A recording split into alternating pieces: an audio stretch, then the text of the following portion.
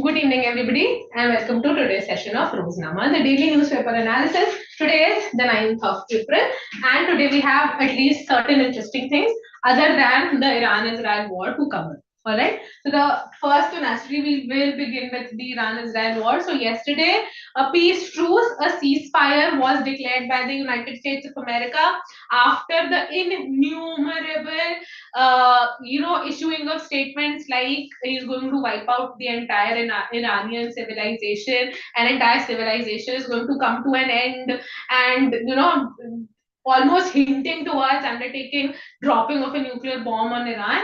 Finally, the United States of America's president came up with a statement saying that the US and Iran mutually they have decided to declare a ceasefire of 20 days between in the war. What does the term ceasefire implies? Ceasefire, please keep the term in mind, children. Ceasefire means dropping of arms. All right. Ceasefire just implies dropping of arms. All right. So they have decided to drop arms, that is to give up arms, to lay down arms as of now for 20 days. And in this entire span of 20 days, what are they going to do? They are going to negotiate. They are going to bring to terms signing of terms between the two countries, and naturally to bring to a conclusive end the entire war between Iran and the United States of America. All right. So this is what they have decided. So as of now, the truce has been agreed at least between the United States of America and Iran, but the entire war between Israel and Iran is still continuing in the sense that no such conclusive end has been included. And the other thing is that Israel is undertaking this entire war on its Lebanon front, that although in the truce that has been mediated by Pakistan is the one who has mediated this entire truce, and Pakistan did include in one of the terms, in one of the conditions, that this entire truce is applicable to the present Israel and Lebanon war as well. But the Lebanon war has not come to an end, has not been stopped, and Israel is still undertaking attacks on Lebanon. All right. Okay. So this is also a very welcome move by India. Why is it welcomed by India? Only because India now anticipates that at least the Strait of Hormuz is going to be opened, and when the Strait of Hormuz is opened, then we will at least get our shipments with respect to LPG and other gas and other energy resources. All right. Other than that, the shippers, the people who are actually bringing in these shipments across the Strait of Hormuz, they are still very apprehensive. Apprehensive in the sense that they are still, thinking that whether actually the war has come to a conclusive end, has the Strait of Hormuz opened, should they undertake their shipments? They are still under the cloud regarding this. Okay. Then, because of this entire war that has as of now been put under halt, the Monetary Policy Committee, it has still kept the repo rate unchanged at 5.25%. What is the repo rate? Repo rate is the rate at which commercial banks in India, they borrow money or they take loans from the Central Bank of India. That is, for example, a commercial bank being State Bank of India. The rate at which State Bank of India borrows money from the central bank, that is the RBI, is known as the repo rate. As against this, we have another rate which is known as the reverse repo rate. And when the central bank borrows money from commercial banks, that rate is known as reverse repo rate. All right. Monetary Policy Committee. What is the Monetary Policy Committee? Monetary Policy Committee is the main decision-making body of RBI. This Monetary Policy Committee was established in the year 2016 and is a 6-member committee. All right. 6-member committee. 3 members are from RBI and 3 members are from the government of India. All right. This Monetary Policy Committee has 2 basic functions, that is to promote economic growth and to undertake inflation targeting. All right. What is inflation? Inflation is the degrading of the monetary value of the country's currency. So as of now, because of the ongoing war, we did see inflationary tendencies in the Indian economy. Why? Because oil prices were rising, energy prices were rising, energy prices rise, then the entire manufacturing process also rise. So as of now, to control, and one of the measures to control inflation is repo rate and reverse repo rate, etc. But as of now, amidst the ceasefire in the war, the MPC has still kept the repo rate unchanged at 5.25%. All right. Then coming to the next piece of news. All right. Then India in 2022 had outlined a program. The name of the program was Gaganyaan Mission. All right. So it was announced for the first time by the Prime Minister in 2022. What is the purpose of the Gaganyaan Mission? The purpose of the Gaganyaan Mission is to send a manned mission to space from India. All right. Manned mission meaning that India seeks to send astronauts or space not to space indigenously from India itself. All right, we've had Indian astronauts who visited the International Space Station, and we have Rakesh Sharma as the first Indian. Then the second one has been Subhanshu Shukla last year only aboard Axiom 4 mission. All right, so Subhanshu Shukla for being the first Indian to the second Indian to go into space has been also awarded the Gallantry Award this year in the Republic Day celebrations. All right. So Gaganyaan is proposed to be India's first manned mission, and last year the government updated on the mission. So the updates on the mission was that previously the Gaganyaan was supposed to be a three different mission, but now it's going to have a total of 5 missions to space. All right. Out of these 5 missions, three or two, I think, two were believed to be unmanned and three are supposed to be manned, in which the last one is going to take the astronauts. The other manned missions are going to take Vyom Mitras. What are these Vyom Mitras? Vyom Mitras are actual robots, humanoids that they would be sending off to space. When I say space, I simply mean the International Space Station. The International Space Station is a space station that is located or that has been put in orbit 400 kilometers from the surface of the earth, and this ISS or International Space Station is an international space station that has been co-developed with 5 countries or 5 separate space agencies, being the Canadian Space Agency, the European Space Agency, the American Space Agency, that is NASA, the Japanese Space Agency, that is JAXA, and the Russian Space Agency, that is Roscosmos. All right. So it is here to the Indian Space Agency that the Gaganyaan mission aims to send Indian astronauts to. We have 4 different astronauts that have been chosen for this, out of which 3 would be sent to the International Space Station. All right. So the first dates to undertake the first unmanned mission. All right. So 2 are going to be unmanned, in which we are basically going to just test our capabilities to stake the spacecraft there and to bring back the spacecraft. Okay?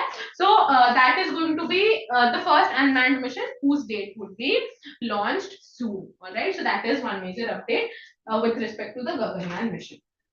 Okay.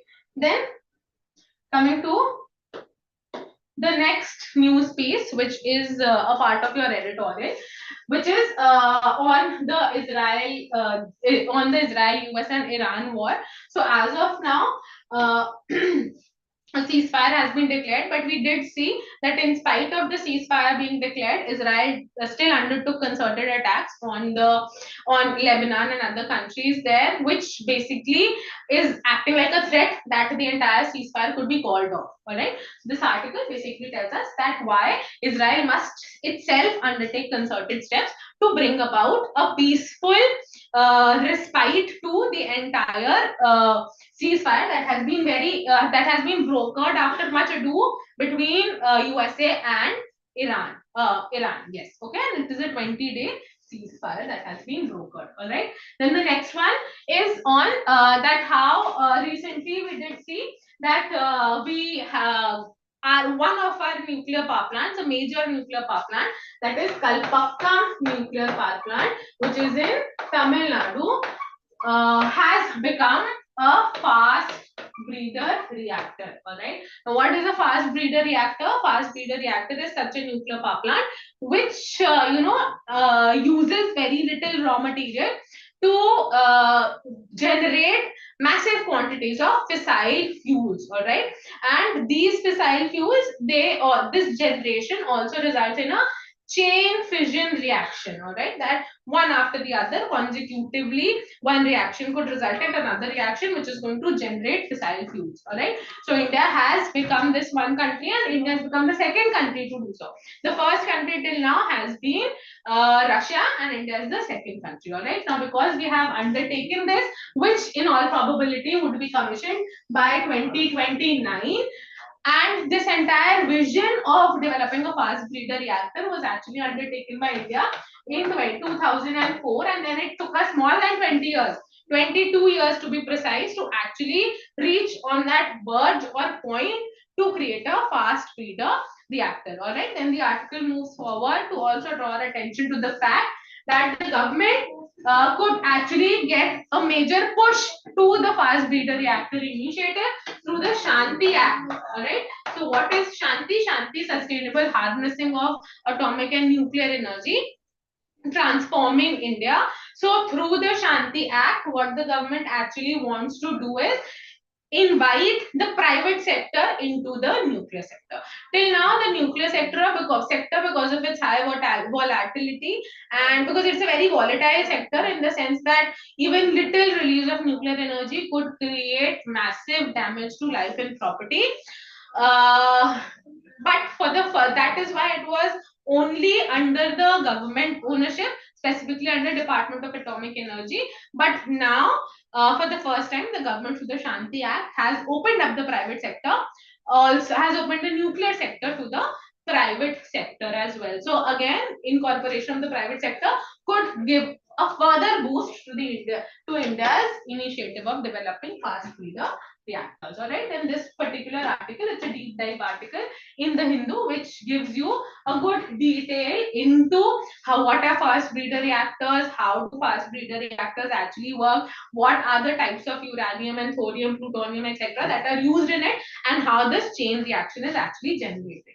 So you can go through this article to get a better understanding into it. Then the next article is where the cabinet has cleared the draft amendment bill over women's reservation. So we've been doing women reservation for the past few days. This reservation is the 106th Constitution Amendment Act and of 2023. And as per this reservation, as per this act, 1/3 of the seats in the Lok Sabha as well as the Legislative Assembly of the states are to be reserved for women. All right. To incorporate this reservation bill, the Lok Sabha has ideated to increase the number of seats in the Lok Sabha from 543 presently to 816. All right, and also they've developed and constructed this new parliament building which is going to house the increased number of seats. All right, so this amendment bill to bring about an increase in the total number of Lok Sabha seats from 543 to 816 has been undertaken by the has been cleared by the cabinet, and it will now be put to vote in the parliament. All right, the same article in the Hindu also, and we also have a deep dive open opinion editorial which also shows us that how the prime minister is actually urging all the members of the parliament to push for and to come together to enforce this amendment bill to bring into existence the women reservation bill. All right, okay, then the next article is on the Pakistan brokering India, Israel, and US and Iran peace, and also India is welcoming this Pakistan brokered Iran-US ceasefire. Although India has nowhere in its official statement mentioned Pakistan like other countries have thanked Pakistan for brokering this peace. India has very diplomatically driven away from this particular act of thanking Pakistan, but India has appreciated, the Minister of External Affairs has appreciated the ceasefire between Iran and US, and have also further called for dialogue diplomacy to bring to a conclusive end to the entire war. All right. Okay. Then just a few days back, we did see that the Lok Sabha and the Rajya Sabha, both of them had undertaken a bill, had undertaken a motion to impeach the Chief Election Commissioner of India. All right. This impeachment of the Chief Election Commissioner of India is undertaken as per provisions of Article 324(5) of the Constitution, and other than that, that entire process is guided through the Judges Inquiry Act. All right. One of the stages of the Judges Inquiry Act is of 1968, Judges Inquiries Act of 1968. One of the provisions of this act says that the bill could only be put to motion and after a committee has been established, and this committee to look into the allegations against the Chief Election Commissioner would be established only after the presiding officers of the houses, that is the Lok Sabha, we have the speaker, the Rajya Sabha, we have the chairman, if they admit the motion. So in both of the cases, the presiding officers, they have rejected the motion to impeach the Chief Election Commissioner. Then naturally this has drawn major criticism and ire from the opposition party, the India Bloc. Okay.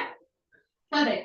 Then 2-3 years back in 2023, in COP28 that took place in 2023 in Dubai, India had put forth that India wants to host the COP33. All right, that India wants to host COP33, which is scheduled to take place in 2028. This COP33 is the COP or Conference of Party of UNFCCC. All right, UNFCCC, United Nations Framework Convention to on Climate Change. This particular convention was brought into existence as part of the Earth Rio Summit, the Rio Earth Summit, sorry, the Rio Earth Summit of 1992. All right. So the last, that is COP30, took place in Belém, Brazil. COP31 will be held this year, and it is being co-hosted by Turkey and Australia. And COP32 is scheduled to take place in Addis Ababa in Ethiopia.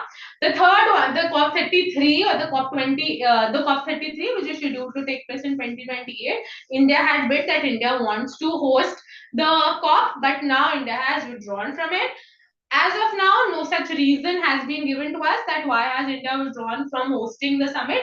But now the next probable candidate for it is South Korea. All right. Until now, India has only hosted one COP of UNFCCC, which was hosted in 2002, and it was COP8. And that time we did not have much information about this entire initiative. All right. Okay. Then the next article is on again the same thing that I've just discussed before, that MPC factors have not they've not changed the repo rate and they still keep it at 5.25. All right. Then Donald Trump has issued a statement that the Vice President of USA, that is JD Vance, is going to be heading to Pakistan to further undertake the ceasefire. All right. Then this particular article is that although the ceasefire has been brought in, and when the war was initially started from 39 days back, then Donald Trump had outlined certain agendas, like doing away with Iran's nuclear power, Iran's nuclear ambitions, doing away with their military ambitions, etc., etc. None of them to bring about a regime change. Nothing of that sort happened.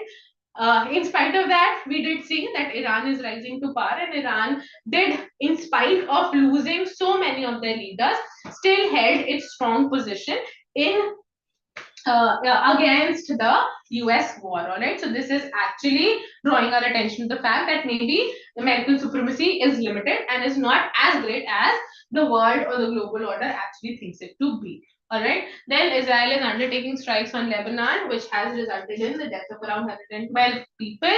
And because of this entire truce, now at least the war is going to be, at least the war is on ceasefire, and no other country is going to face the ire of Donald Trump or any other leader for that matter. So Europe has also welcomed this truce and has also called for inclusion of Lebanon. Pakistan issued a statement saying that Lebanon was also included in the 20-point truce agreement.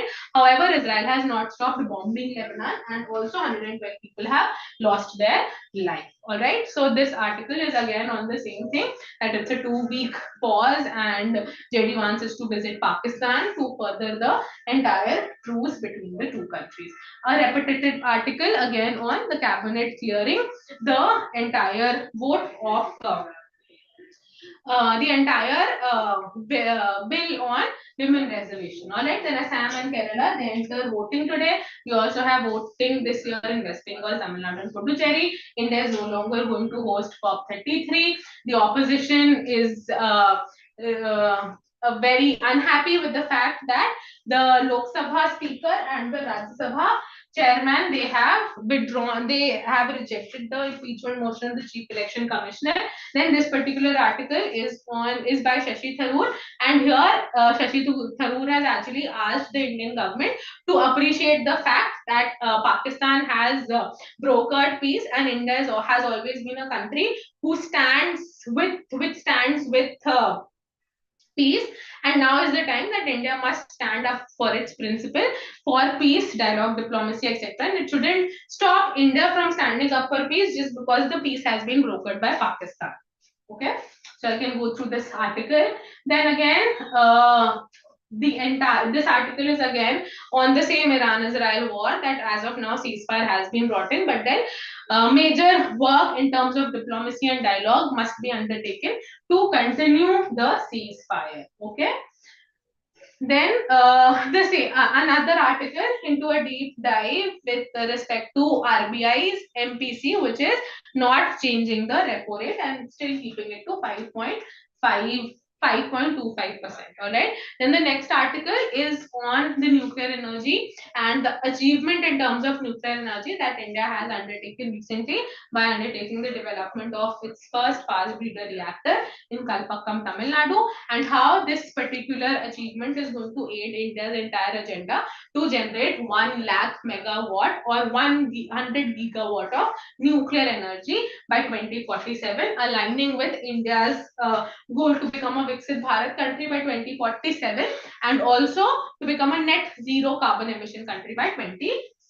All right, so this article gives you an input onto that. Then this article is by the Prime Minister, and in this article the Prime Minister has firstly highlighted the diversity of India, that how different states they celebrate a particular festival, New Year, in different manners. Then also has drawn attention to the fact that it is the 200th birth anniversary of Mahatma Jyotiba Phule on the 11th of April, and that 14th of April India is going to celebrate Dr. B.R. Ambedkar's birth anniversary, and along with all of that, he's also talked about the pros of implementing the women reservation bill, and he's also called upon all parties of the parliament to stand in support for implementing this women reservation bill. All right, then this article again talks about Gaganyaan mission of ISRO, and that new updates on it, and the first uncrewed mission to space is being anticipated and undertaken. All right, then Rajnath Singh has undertaken, or is heading as of now, undertaken the third meeting of informal group of ministers, and this third meeting of informal group of ministers is mostly to discuss energy prices and food security steps in the country. All right, because of the present ongoing crisis. Okay, now although India has withdrawn from the 2023 COP, but COP33 of 2028, but we still have the greater goal of becoming a net zero carbon emission by 2070. And other than that, we've also updated our NDCs, that is nationally determined contributions, very recently, just a week back. I've taken it up all in the newspaper analysis as well. So in line with the new updated NDCs, the government has said that the government is not going to give any new clearances for production of refrigerant gases. What are these refrigerant gases? These refrigerant gases are HCFCs and CFCs. Other than that, other forms of aerosols. All right. So chlorofluorocarbons, hydrofluorocarbons, etc. These gases, they have high quantities of methane and carbon, which are global warming gases, also known as greenhouse gases. They increase the carbon footprint of one particular any country, and they also aid in climate change. So that is why now India has decided that after 2027, no new clearances of refrigerant gases will be given. Okay.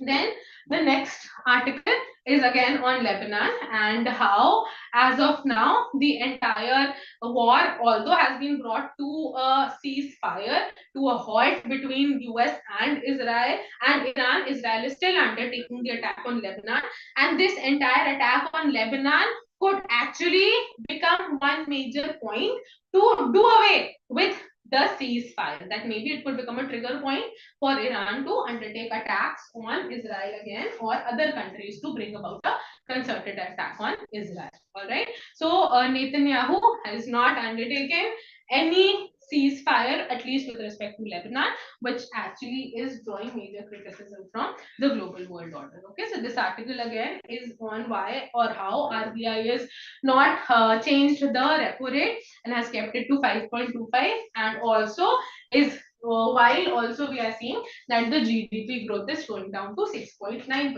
least in financial year 27. All right. Then this article is a deep dive article. It gives you various left-right inputs with respect to the five takeaways from the entire ceasefire, from the truth that what advantage is Israel going to get over it, how Pakistan has raised its profile by brokering peace, what is a particular relief that the region in West Asia is feeling, and how beneficial it is going to be for India, how Netanyahu is actually not stupid and is not shying away from the entire war and attack. All right. The article is again with respect to Iran's upper hand or upper stand in this entire war. All right. So I can go through these articles in the newspaper, and that was all for today's newspaper analysis.